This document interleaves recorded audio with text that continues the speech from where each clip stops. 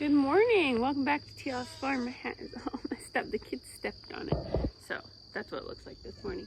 But I'm going to do some farm tours. I thought I'd take you along with me, show you what's going on. I also have some things that come up we're thinking about doing.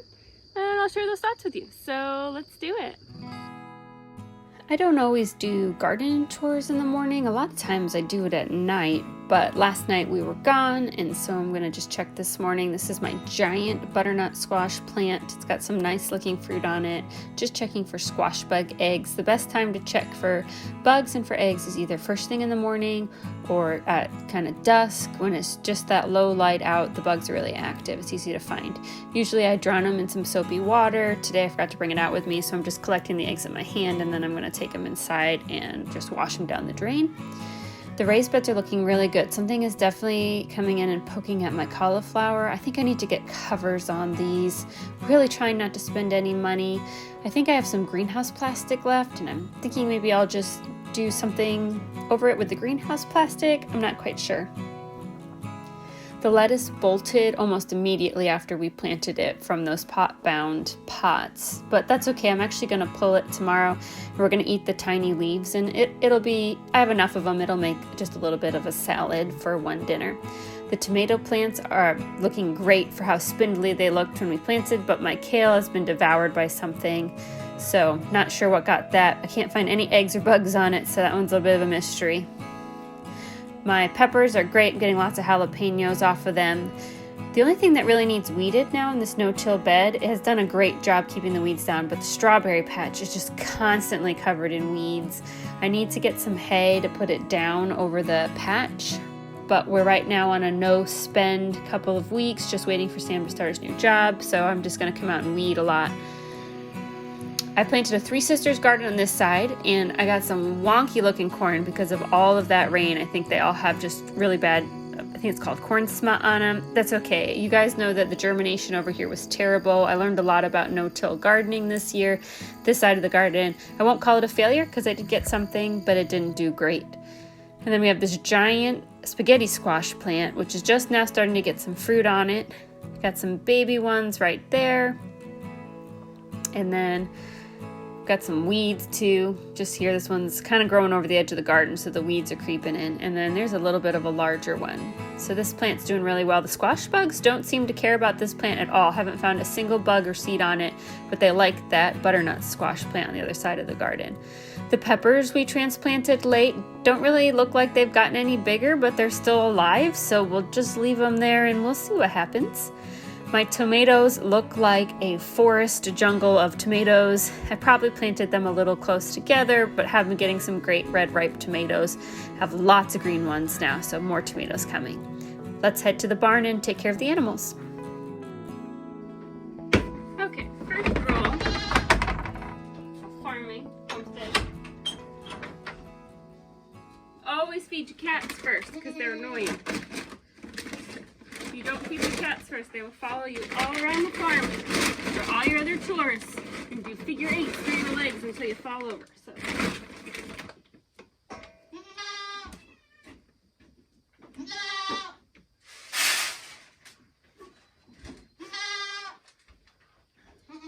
We don't feed the cats any sort of like measured amount.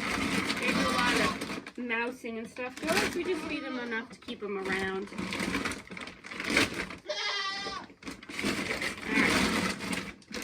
The sheep and the goats get a little bit of this molasses grain as a treat that we use to bribe them when we need them to go places and do things. Hello, little people. Hello, sheep. Dump all your bowls again. Okay.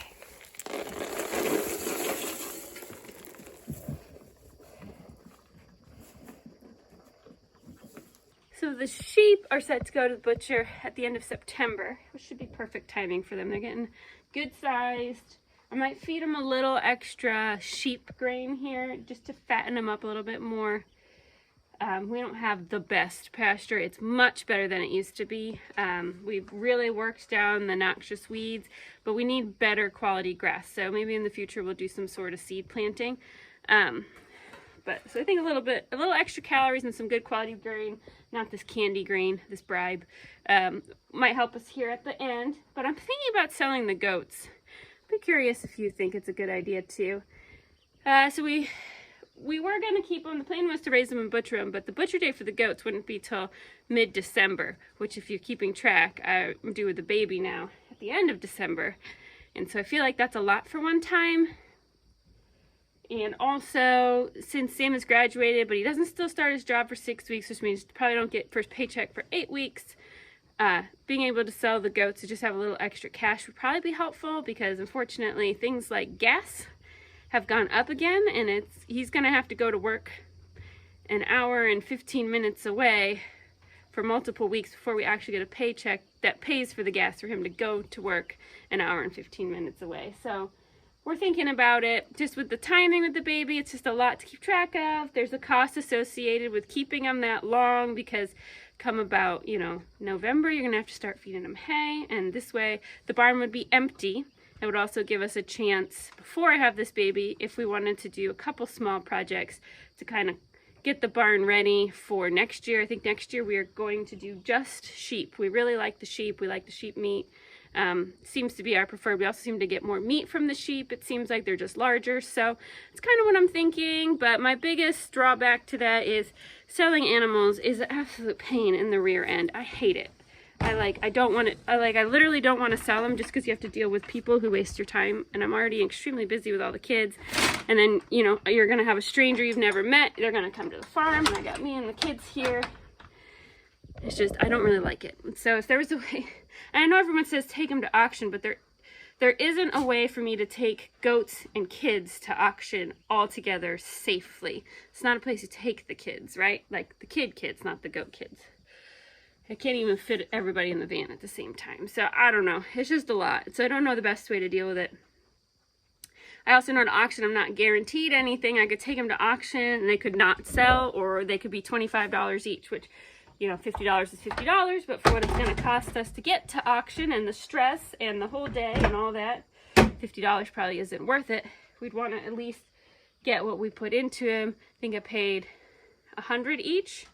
Obviously been feeding them for a long time, so if we could at least even get back that $100 investment each, that would be worth our time. I don't want to send them to auction and have lost a bunch of money if they were, not good quality, or sick. Like obviously that goat had that lung infection, but she's fine now. So if there's something wrong with them and we knew we wouldn't be able to sell them, that would be different. But it's good. These are good goats, so I'd like to get out what I put into them. So I'm not quite sure how I'm going to handle that. Thinking about it still. All right, so the last thing we do, so tours are pretty easy these days because our birds are free range. We actually don't, right now there's so much stuff out in the wilderness, we don't give them anything extra. We just let them out. And starting in probably October or November, we'll move our automatic feeder over here that the goats and sheep can't get into for the birds, to give them supplemental stuff for the winter. But right now they just free range and we throw them scraps, and that's all we do. All right. Hello. The other day there was a black snake in here, which isn't dangerous to them, but it about shocked me on my pants, so it doesn't look like he's here today.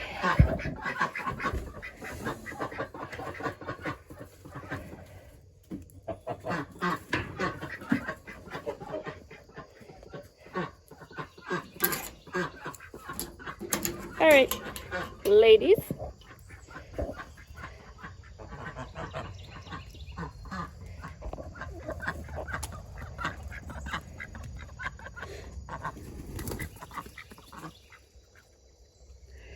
All right, let's get them some clean water.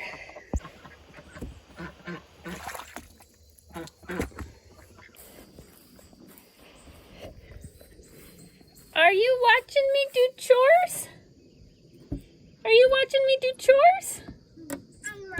Hi, babies. I'll be right there, okay? Yeah, I'm getting them some water. And Mikey's making breakfast, huh? Yep. Well, you stay inside. You don't have to worry about it.